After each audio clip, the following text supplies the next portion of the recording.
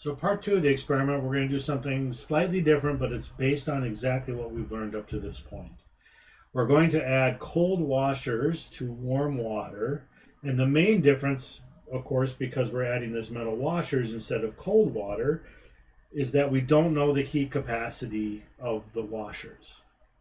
Now, I'm going to encourage you to take an attempt at doing this. I'm going to walk you a little bit through the video, give you some hints and tips here as to how to do this analysis, but I'm going to encourage you to give it a try. It's okay if you get a little stuck. It's why I'm doing the video. But as you grow in this class, you'll get more and more proficient at working these things out.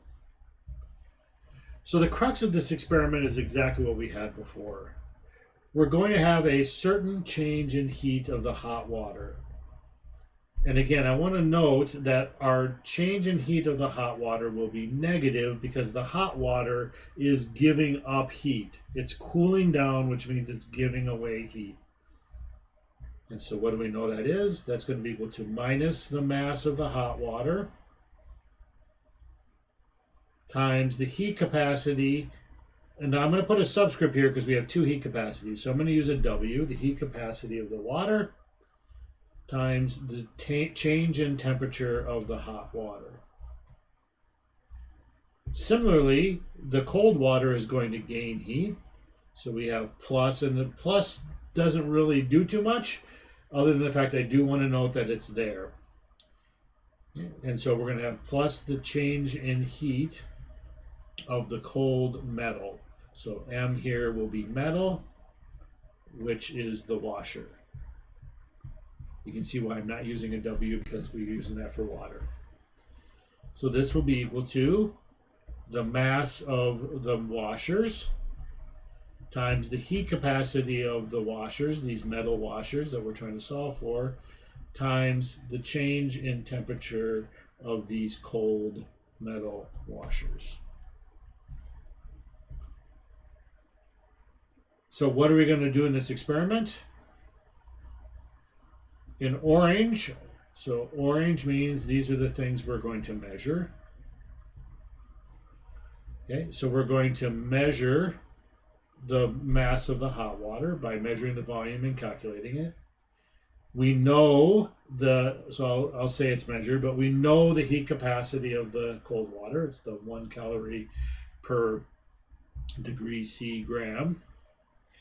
And we're going to measure delta T of the hot water, right? Because we're going to note that we're going to measure the final temperature of the mixture, and we're going to know the initial temperature of the hot water. So we're going to have that measured. Over here, we're going to quote-unquote measure the mass of the metal washers. I tell you the mass of each washer and how many washers it is. We're going to measure the change in the metal washers temperature, right? Remember, this is going to be T final, which is the same, minus the initial temperature of the metal washers. And the unknown, which I will circle in green, is going to be this heat capacity of the metal washers.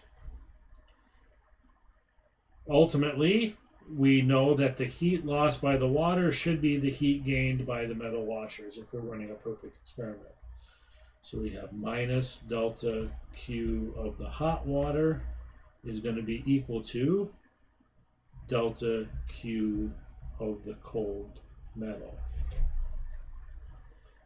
If you look at the hot water, if you look at your table, you're going to know all of the values to calculate this delta Q of the hot water. Okay? So remember, this is going to be equal to minus the mass of the hot water, the heat capacity of the water, and the final temperature minus the initial temperature of the hot water.